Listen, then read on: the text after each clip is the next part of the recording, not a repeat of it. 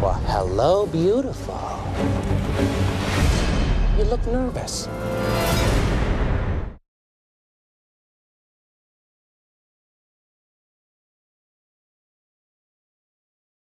I am finishing my opening statement with the Song of Songs, which according to almost a consensus of Jewish scholars refers to the relationship between God and Israel and the church and Christ according to Christendom. Nearly every verse of chapter 5 either directly references or alludes to different biblical prophecies of Prophet Muhammad, some of which I have cited in this opening statement. Song of Solomon verse 7 confirms this during a period of exile. Verse 10 describes him as a standard bearer for an army of 10,000, confirming Deuteronomy 33. Verse 11 alludes to Daniel chapter 2 and Daniel 7, confirming he comes during the Roman exile and describes him, interestingly, as the purest Arabian gold. Verse 16 says, his mouth is most sweet, which is a description of the Quran that even the greatest enemies of the Prophet, who are masters of the language, refer to it as sorcery, as it could not be the word of men. Moreover, this verse foreshadows the name of Prophet Muhammad and shows how he fulfills the description of his name. Hikko bikullu Muhammadim. This verse is connected to Haggai chapter 2, verse number 7, where the same name is given for the prophet like Moses. Song of Songs chapter 6 verse number 1 refers to Malachi chapter 3 verse number 1 where it says that you shall seek him, and verse 2 says he is found where the balsam trees grow, alluding to Psalm 84 about a lawgiver in Bakkah. It also mentions he is teaching his followers and gathering lilies, which refers to the righteous remnant of Israel. On Song of Solomon, it's not a prophecy. It's not a prophecy. It's not a prophecy. Sorry, continue. We can see that the Song of Songs acts as a kind of glue, referencing and alluding to the various prophecies I have presented in this opening statement, proving that they are all related and point to one very special individual. The Song of Songs covers nearly everything about the prophet like Moses, including his timing, location, mission, physical description, and even name. In all of history, only one person has fulfilled these very detailed criteria, the Prophet Muhammad on whom be peace. So when we talk about this, actually, I think the Bible prophesies about me more than Muhammad. After all, my name occurs 15 times. Michael, Michael, the archangel. I mean, it's not even something that sounds like. I don't have to change the Hebrew, as was actually done tonight. The Hebrew was changed to try to make it sound more like Muhammad, because the Hebrew is Muhammadim, singular Mahmad, plural Muhammadim. In fact, the form Muhammad is impossible in Hebrew. It violates, there's no possible verbal form, not Poole, Hufal, no possible verbal form where that works, and there are no nominal forms where that works. So morphologically, phonetically, it doesn't work. It's just not Hebrew. It's a different language, a different name. It doesn't work, right? Just to be candid, just to be plain here.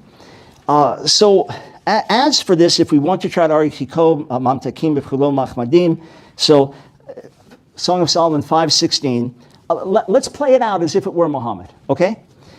His mouth is delicious, and all of him is delightful, Mahmadim. Such is my beloved, such is my darling, O maidens of Jerusalem. So substituting the name Muhammad for the Hebrew plural form Mahmadim, even though they're different in form of pronunciation, the first half of the verse would now read, his mouth is delicious, and all of him is multiple Muhammads. So the text is saying that the male lover is actually many Muhammads. I mean, this sounds more like an insult than a compliment. The context has nothing to do with Islam, nothing to do with Allah, nothing to do with Muhammad. And first and foremost, it is a love song, and then by application applied to God and Israel, or the church and Jesus. But it itself is a love song speaking about Solomon and the lover. All right? And if you want to say that Mahmadim, the plural, is actually plural of Muhammad, Mahmad, well, then let's see how Mahmad is used elsewhere. It means something desired in the Hebrew Bible. Perhaps Muhammad is Ezekiel's wife, because it says that his wife is the Mahmad of his eyes. Or perhaps God said he was going to defile Muhammad, Ezekiel 24:41, because he said, I'm going to defile that which is Mahmad in their eyes. You can't play word games like this without making the Bible into a complete mockery.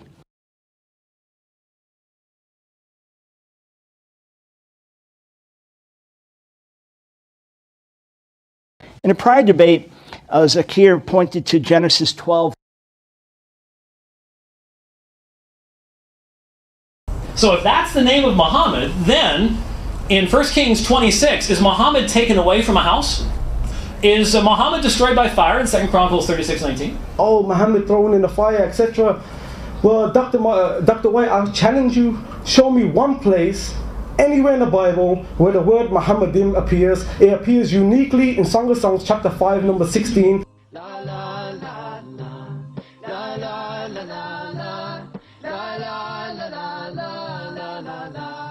Sorry, continue. As for the idea that Haggai, the second chapter, is speaking of Muhammad because it uses the noun chemda or chamudot, first it proves nothing.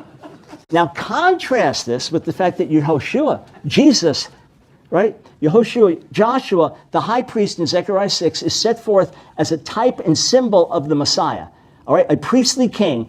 And what is Yehoshua also called in the Hebrew Bible? 27 times the name occurs, but many times we're referenced to him. Yeshua, the actual name is found, and it's for the one who is a type and shadow of the priestly king. The night is darkest just before the dawn. Haggai, him that proves nothing. Yeah, the name of Prophet Muhammad proves nothing, but for Yeshua, he has to speak about somebody else and say that's a type for Jesus, because he can't find a direct prophecy. So a guy, a high priest, who has a mother and a father, by the way, according to the same text, because he's called the son of, I forgot his father's name, but it's the son of, his name is a foreshadowing of Jesus, because you can't quote something directly like I just did. And as far as Song of Songs, Dr. Brand tries to play it down, but the Jews had a consensus, the Christians had a consensus that this is speaking about the allegorical meaning, the history of Israel and the Messiah, and so are the Christians. So all Dr. Brand is doing is mocking all these scholars. Why? Because he knows the minute he admits it's a prophecy, the Muslims will have a field day. Well, let's take another moment on Song of Solomon. It's not a prophecy.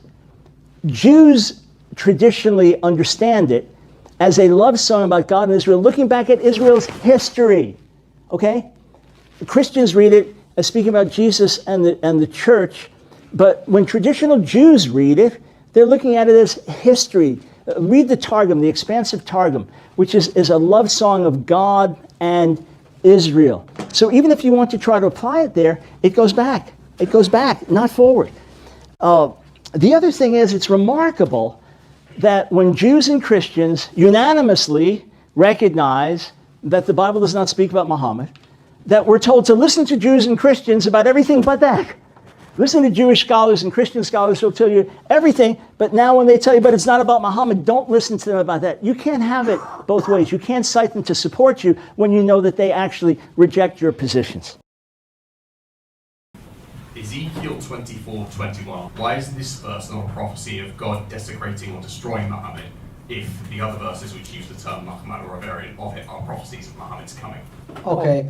The first point is my position's being misrepresented as if I based the whole thing on a single word. I showed the whole context is about the prophet like Moses. Number two, if you're not in tune with Semitic languages, names have meanings. For example, Ishmael's name's given, and there's puns on his name all over Genesis, and same thing with Isaac.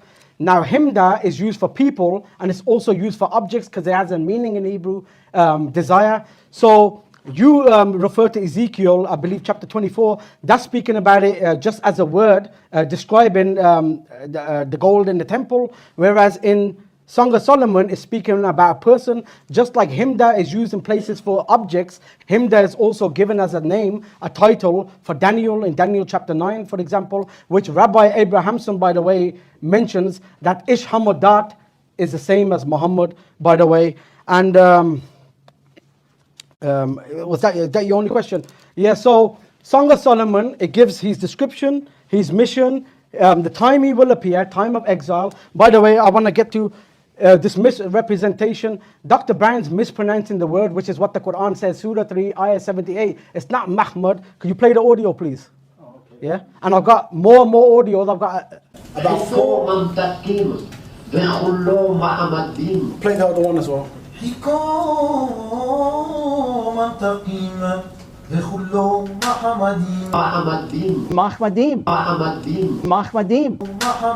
Muhammadim. Did you hear that? Surah Ayah 78 says they twist the scripture with their tongue. That's what you're doing with his name right now, unless I pay these Jews. Because that's what one Christian apologist once said to me. The Muslims must have paid the rabbi. That's why I brought forward this time.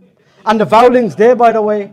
So please at least pronounce the word properly. Otherwise, you're just proving to us that this is the length you have to go through to deny him. Simple. Okay, thank you. Boom! My friend just shot himself in the foot, big time.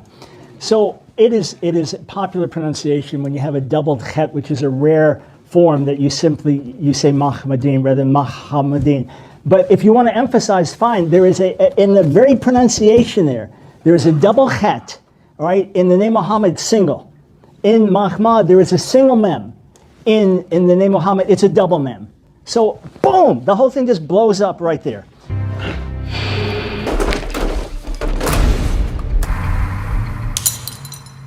So, boom, the whole thing just blows up right there.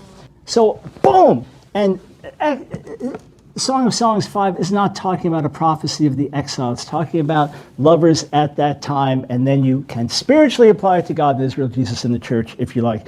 But of course, your point about Ezekiel 24, I mentioned that as well. If you want to say Mahmad refers to Muhammad, then you've got to be consistent.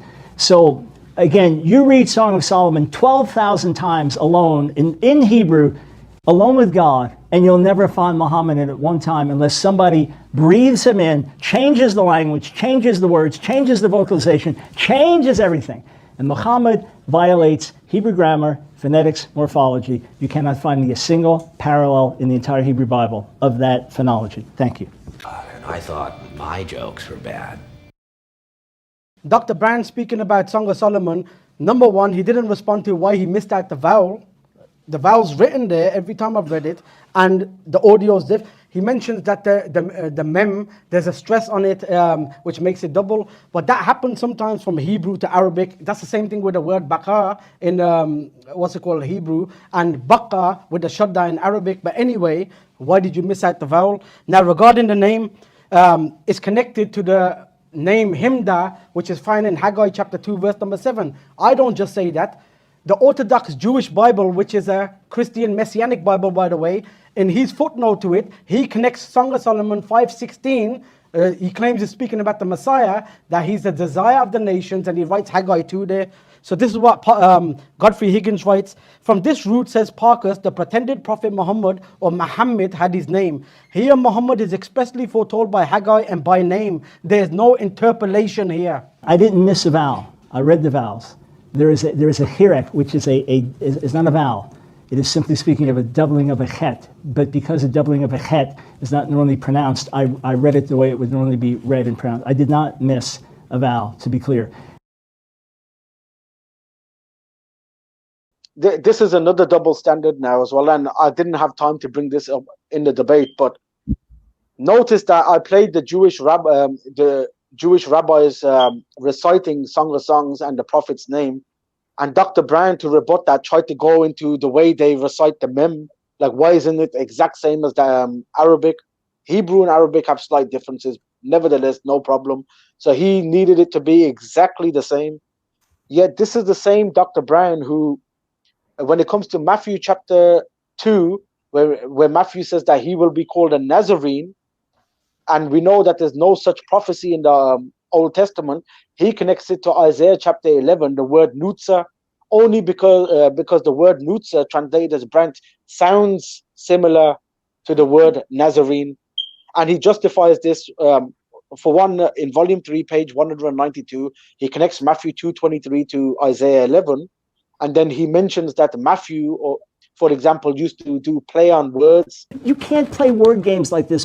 So in other words, when Matthew is writing in chapter 2 that he will be called a Nazarene, he has Isaiah 11 in mind. And even though they're not the same word, they're similar, and Matthew's doing a play on words. So this is his standards when it comes to he will be called a Nazarene, just that it sounds similar. But when it came to what I said, which is from the exact same root word, it's the same word. For did you see how much he was trying to refute me on that? It's just not Hebrew. It's a different language, a different name. It doesn't work. You can't play word games like this. How come? How come? What games are you people playing? The New American Bible says that no such prophecy can be found in the Old Testament. But Gezer Vermes, he writes, but the problem that needs to be faced is that Netzer and Nazarene do not derive from the same root. So Matthew can do a play on words to connect one word that just sounds similar to another word in the Old Testament, and that's a prophecy. But when I mention the prophet's name and it's the exact same word, same consonant, same root, he wants to talk about how the rabbis don't pronounce it with a shadda on top. Subhanallah, that point with the pronunciation, when you played the clips, that was, subhanallah, red-handed. Muhammadim. Muhammadim. Muhammadim. Muhammadim. Muhammadim. Did you hear that? Come on, explain. You are cheating somebody. Red-handed. What he was trying to claim is that in Hebrew, the het is double, whereas in Arabic, in the prophet's name is singular, and then the mem is singular in the way the rabbi said it, but there's obviously two memes, the shadda in Arabic. So he was trying to play that game, that they didn't recite it exactly the way you Muslims would recite it in Arabic. So the word Muhammadim, or as Dr. Brown pronounces Mahmad or Mahmadim, he's not even willing to pronounce it as the rabbis have pronounced it. I mean, notice so many times. Muhammadim. Muhammadim. But one point when it was played accidentally, what did he say? That's the correct Hebrew, right? Yes. That was the correct Hebrew. Sorry. That, by the way, that was the correct Hebrew. Why is it that he is not himself pronouncing it that way correctly and incorrectly, or in a different style, pronounce it as a Mahmad? Because he knows that if he was to keep on pronouncing it, this is going to have an emotional impact on the Christians, or on the Jews perhaps as well. But the name is there. Because it's got an im at the end, he was making it like it has to be multiple Muhammads, even though he knows that we're saying that it's a plural of respect. What makes this worse is that I was connecting it to Haggai chapter 2, which he believes is speaking about Jesus, by the way. But in Haggai chapter 2, the person who's coming, who's arriving to the temple, the verb is in the plural. It literally says they shall come. Yeah, he applies that to the singular person of Jesus and has no issue there. But when it came to the im in Song of Songs, he wanted to take it in the plural sense and not understand it as a plural of respect. His mouth is delicious and all of him is multiple Muhammads. But anyway, in response to this, I would ask Dr. Brown, why doesn't he translate Genesis chapter 1, verse number 1 as in the beginning, multiple gods created the heavens and the earth, because it's Elohim. So multiple Muhammad means multiple gods, according to his logic. Because obviously he knows that we understand the im there as a plural of respect. So that's just misrepresenting us. It's all part of the plan. I urge you to have the courage to follow the truth wherever it leads, because the stakes are very high. So you laugh and joke about us Muslims. I didn't have to twist nothing. It amazes me that Dr. Brown's boasting about messianic prophecy left, right, and center when the gospel writers are changing the biography of Jesus to make him fulfill prophecies. But then you want to joke with us Muslims. With all due respect, I think the joke's the other way around. The joke's the other way around. וכולו מחמדים, מחמדים, מחמדים. This is what happens. Allah describes it to us in the Holy Quran. بَلْ نَقْذِفُ بِالْحَقِّ عَلَى الْبَاطِلِ. When truth is hurled against falsehood, it knocks out its brains.